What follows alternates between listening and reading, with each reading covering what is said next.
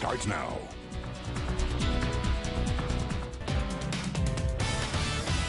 Graduation ceremonies for the class of 2020 begin in less than 24 hours as many are returning to Columbia to walk the stage a year later. Thanks for choosing us at noon. I'm Chanel Porter.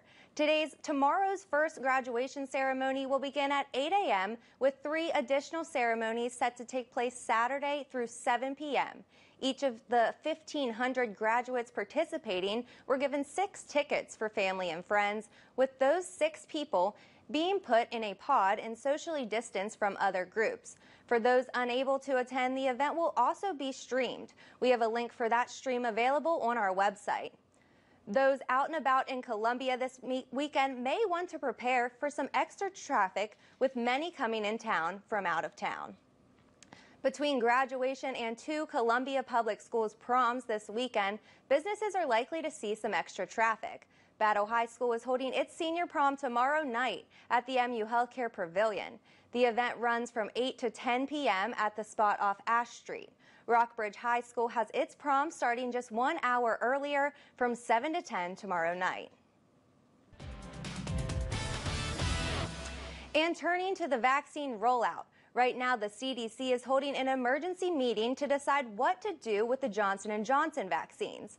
The panel began its virtual meeting at 10 this morning. It comes 10 days after the agency, along with the FDA, put a pause on the use of the shots over a possible link to rare blood clots. 6 people have been confirmed with those clots of more than 7 million vaccinations given, which has many experts predicting the panel will approve the return of the Johnson & Johnson vaccine, but possibly with new restrictions and warnings.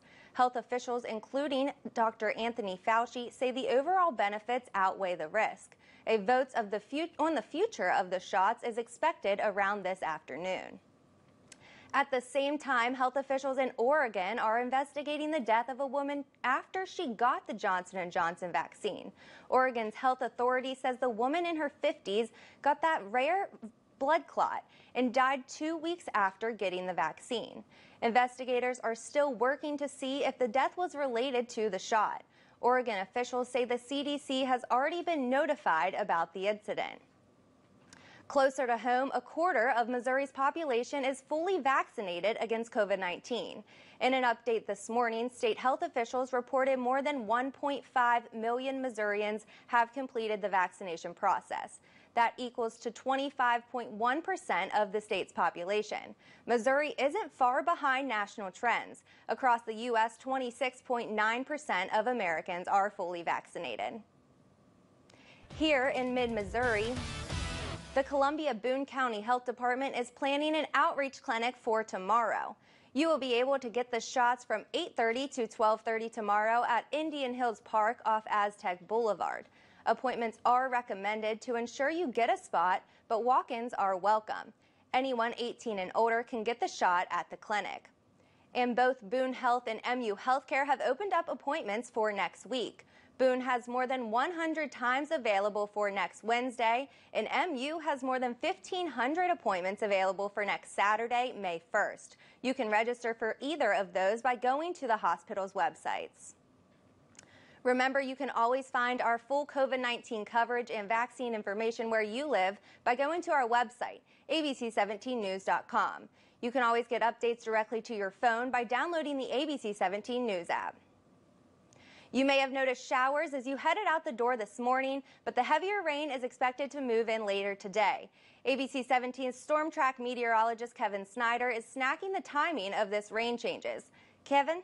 Yeah, we're going to be looking at some quiet conditions right now as we get into these next couple of hours, but that's going to be changing as we get into this evening. Going to be expecting some more showers and even a few rumbles of thunder here. Going to be working their way through mid-Missouri, but you can enjoy that quiet weather while we got it. This is a live look on Mizzou's campus here at the Journalism School as we get you into that lunchtime hour. Temperatures a little on the cool side out there as we get you into the final afternoon of this work week. 52 degrees here in Columbia as well down toward Jefferson City. Some of us still hanging on to the 40s, especially out east of Highway 63, Montgomery City and Vandalia in those upper 40s. But we're dry as of right now, aside from maybe a little pocket of some drizzle here and there. Otherwise, again, looking at some quiet conditions that's going to be changing here as we get into these next couple of hours. It's hard to pick out exactly where that disturbance is, but we're going to be locked in the cloud cover, it looks like, for the remainder of our Friday. Here's the latest look at future tracking. Again, temperatures working their way back into the low 60s.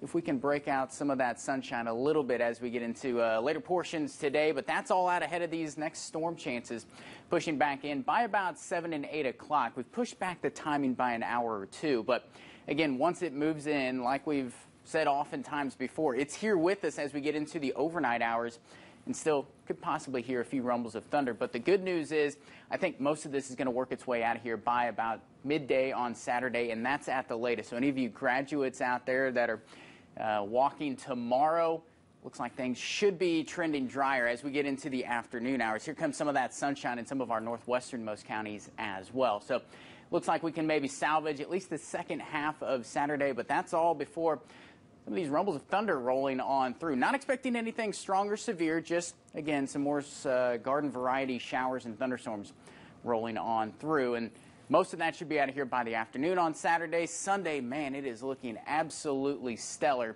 as we close out the end of that weekend. Temperatures pushing near 70 degrees, and we got some even warmer weather on the way as we get into the start of next work week. I'm tracking what's setting all that up coming up here a little later in the newscast. In an ABC 17 News crime alert, Columbia police are investigating after shots were fired overnight in northeast Columbia. Police responded to reports of shots fired in the 3100 block of Janae Hill Drive around 4 this morning. Officers located evidence at the scene that shots had been fired. Police have a suspect description, but the location of the suspect is unknown. This is an ongoing investigation. Anyone with information is asked to call Columbia Police or Crime Stoppers. In some other news, we're working to learn more information after someone appeared to be shot with a BB gun in Columbia. Our crews were on the scene just after 10:30 last night after police closed parts of Providence Road near the business loop. An officer tells us one person was hit and bleeding from a small wound and was taken to the hospital for treatment. Police believe the suspects are likely juveniles. Police tell us they were also called to a similar incident downtown earlier in the night. Providence was back open after about 30 minutes. Police are still investigating. Fire crews are investigating what caused a car to catch fire just north of Columbia. Fire crews were called to a mobile home park on Prathersville Road just before 3 this morning for reports of a car threatening a mobile home. Officials tell us the vehicle was a total loss, but the mobile home only suffered minimal damage. No injuries were reported. The Boone County Sheriff's Office is working with several other agencies to hold drug take-back events this weekend. The effort is meant for people to properly dispose of expired, unused, or unwanted prescriptions so they don't fall into the wrong hands or contaminate groundwater. Today's events are taking place from 10 to 2 at both the Truman VA Hospital and the MU Student Center. Then tomorrow's take-back stations will be set up at the Ashland, Centralia, and Hallsville Police Departments, along with Hickman and Rockbridge High Schools. Those events will run from 10 to 1. In the state health shakeup, Governor Mike Parson hopes to have a new health director within the next 2 months. The comments come just days after Dr. Randall Williams resigned from his position suddenly on Tuesday. In a statement, Parson has said he felt it was in the best interest of his office and the cabinet to part ways with Dr. Williams, but a specific reason was not given. The governor did say the pandemic created a, quote, stressful environment and that he pushed his cabinet members hard. Williams has led the health department since 2017 when he was appointed by then-Governor Eric Grittens. The city of Columbia is moving forward on plans to revamp the old Boone County Fairgrounds. Last night, the Planning and Zoning City Commission approved rezoning the property in northeast Columbia. 135 acres of land will be transformed into 5 synthetic turf fields, 4 baseball and softball fields, an 8-lane track facility, as well as 2 large shelters with inclusive playgrounds. The commission also approved classifying the area as O for open space. O zoning basically says what things can be built on that site. So it says things like public parks, playgrounds, schools, those kind of things are permitted by right on that site. We also heard from Boone County Fair President Jeff Cook. He says the fair will return to the area on July 20th to the 24th. Coming up on ABC 17 News at noon, where the news comes first. The family in a 1996 missing persons case is taking action for her disappearance. We'll have more on the lawsuit filed against Kristen Smart's abductors next.